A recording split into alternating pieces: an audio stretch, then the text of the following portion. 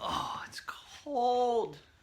But I'm not here to complain. I'm here to brag. It's not really a brag. It's just an experience I have to share about. Oh my God. I've been laughing on purpose every day for 11 and a half years, and I keep discovering new and different things in my experience all the time. And today, the new and different experience was literally orgasmic.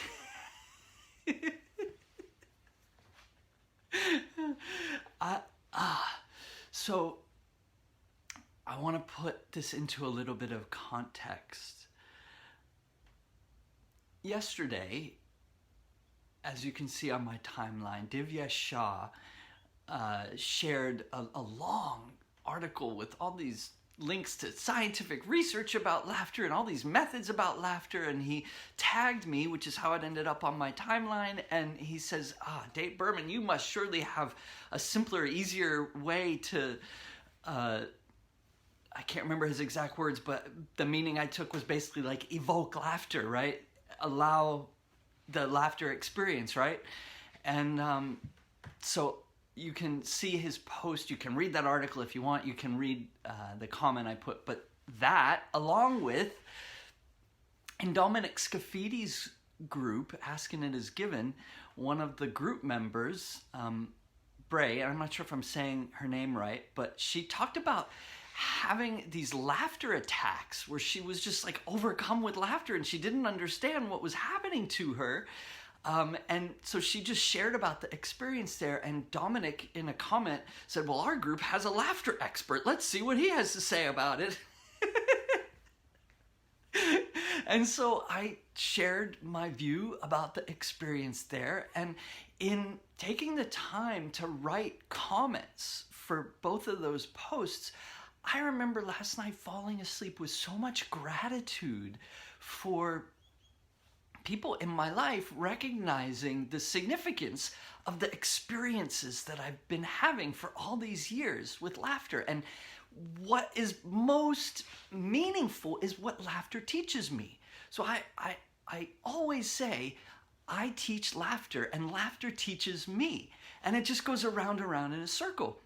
And so today in the Laughter Gym, which is an experience that I facilitate every single day, no exceptions, for years now, I showed up to laugh, and one of our group members has COVID, and she told us yesterday that laughing the way she really knows how to laugh from the belly was making her cough.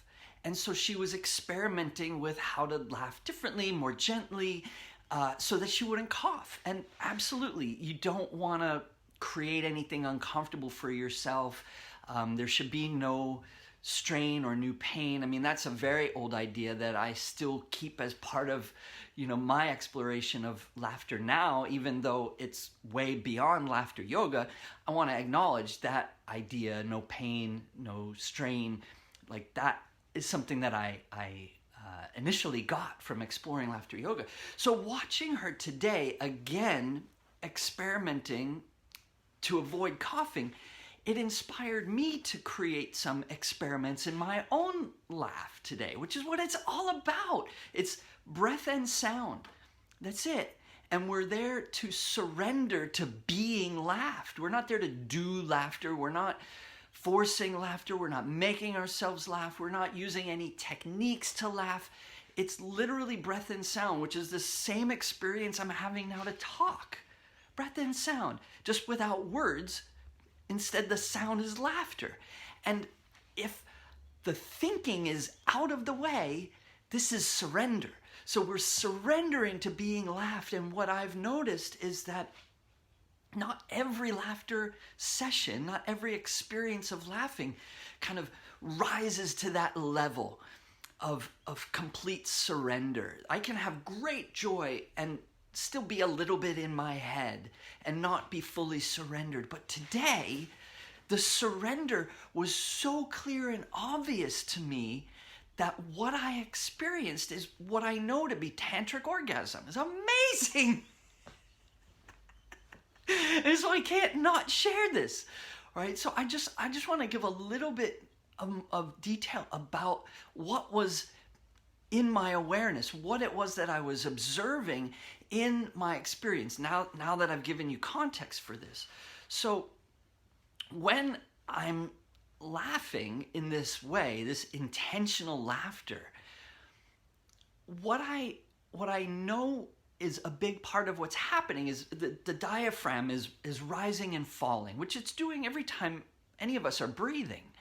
And there's something about the way the diaphragm rises and falls that can create a different sensation. So sometimes the laughter feels even more pleasurable. And one of the ways that I've always known the pleasure to increase is laughing silently, actually. And what I have often observed about the difference in the movement of the diaphragm when I'm laughing silently is that instead of this large range of motion, the diaphragm going up and down, it seems like the diaphragm just sort of quivers. The range of movement is very small when I laugh silently, and the pleasure increases. That's just my experience. Please experiment and explore and discover for yourself. That's what the Laughter Gym is for, and I'll put a link in the comments, and I hope you'll sign up and join us. But that's just been my experience pretty consistently over the years. And today, the experiment that I did was actually to start with that really narrow range of movement, vibration in mind, and wonder if I could allow that, surrender to that, just through humming. Because I didn't want to try to give instructions to this group member about things she might experiment with to avoid coughing, but I wanted to find out for myself. And then after we laugh, we always talk about the experience and share what we've noticed. So this was my attempt really to sort of empathize through laughter with this other person's experience. And what I found was two things, really. The humming allowed me to have that same really narrow range of motion, the quivering of my diaphragm, and the supreme pleasure that I get from silent laughing. And because I noticed that the two seemed so similar, I eventually stopped humming and I just slipped into the silent laughing. And when I was laughing silently, I noticed that the pleasure increased even further, and it wasn't just about that narrow range of movement of the diaphragm. I actually experienced the energy flow from the diaphragm down to my perineum. And what I became aware of is what I know from other experience that I've never had in the Laughter Gym before, to be Tantric orgasm. I felt the connection, not from my diaphragm up and out of my face, but down from the diaphragm to my perineum. And it was so powerful. I mean, not just the pleasure, but sort of the insight, the awareness, because I've had tantric orgasms before, but never on purpose, right? I know some people study how to have orgasm without ejaculation. That's tantric orgasm. And I've had the experience, but never because I knew how to create it. It's always been kind of a beautiful mystery to me when I experienced that.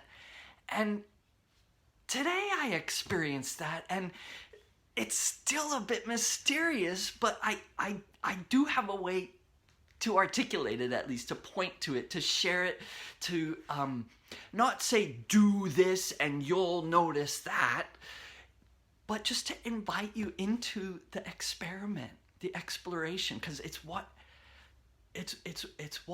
we gather for every day in the Laughter Gym. Every single day we laugh for 15 minutes with the idea of surrendering to being laughed. And if you look at the comments that I gave to Divyesh yesterday and to Dominic and Bray yesterday, that's what I was writing about. So I fell asleep with the gratitude for these questions, sort of like acknowledging, my body of experience and then my ability to share, and then waking up and just going immediately into that experience. How could I not share that? Like, now is a good time to deliver value. This is one of my sort of like highest priority ideas that I live by, like an ideal, right? Now is a good time to deliver value. I offer you this report, this Laughter Gym After Report, which I used to make all the time. I haven't done in a while. This is a Laughter Gym After Report to deliver value about my experience and invite you to come explore and experiment on your own. I'll take questions in the comments too, but I don't know what more I can say other than join the Laughter Gym. So good. Thank you, everybody. Bye for now.